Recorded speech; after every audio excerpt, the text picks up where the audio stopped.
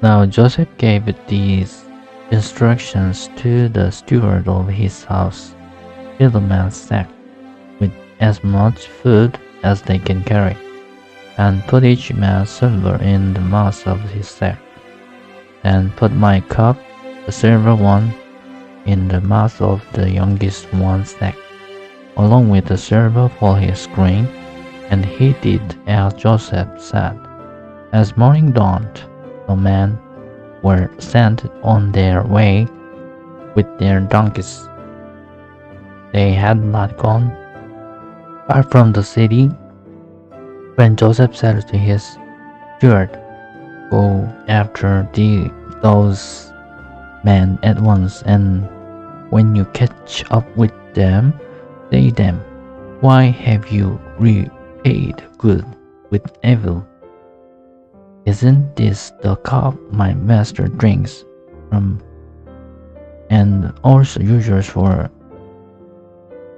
divination? This is a wicked thing you have done.'" When he caught up with them, he repeated these words to them. But they said to them, "Why does my Lord say such things? Far be it from your servant to do anything like that.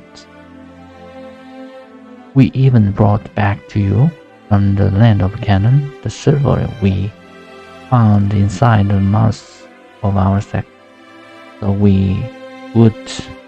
why would we steal silver or gold from your master's house?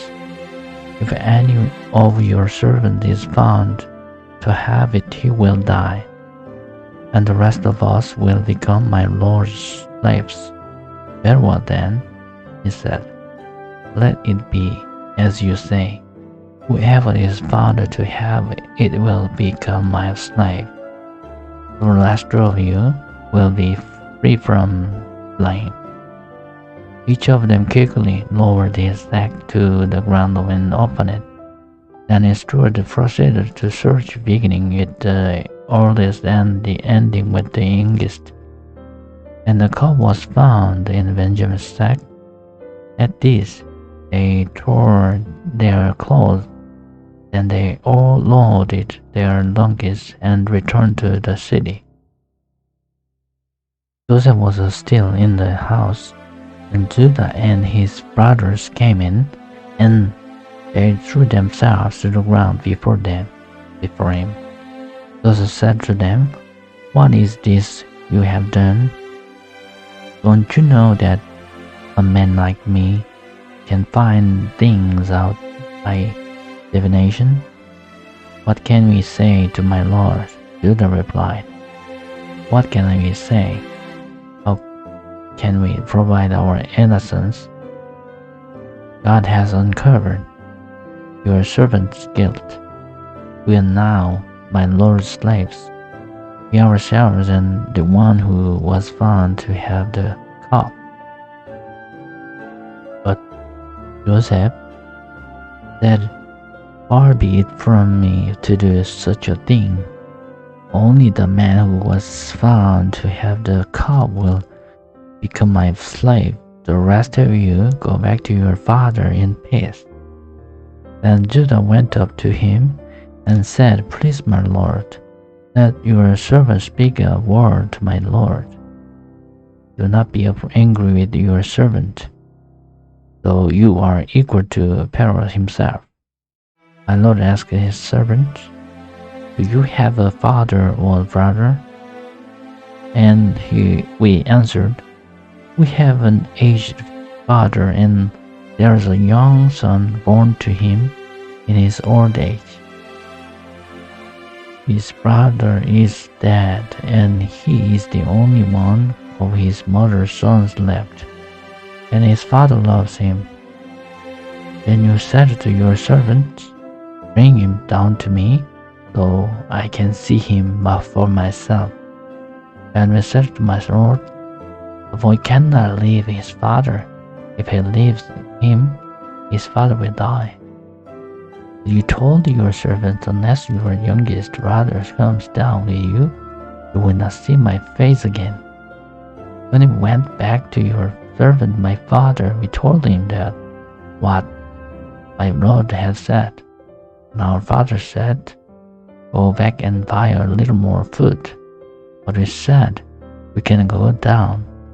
Only if you are our youngest brothers is with us will we go. We cannot see the man's face unless our youngest brother is with us."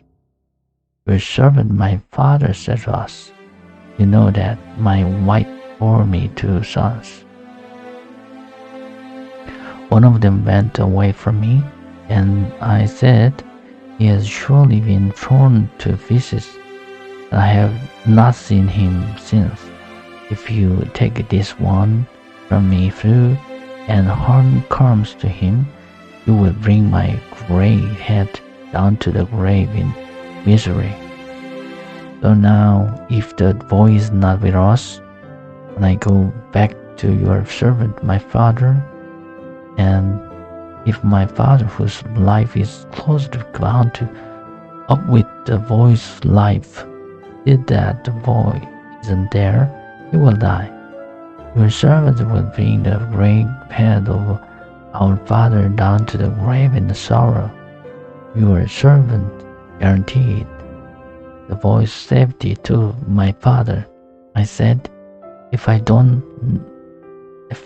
not bring him back to you, I will bear the blame before you, my father, all my life.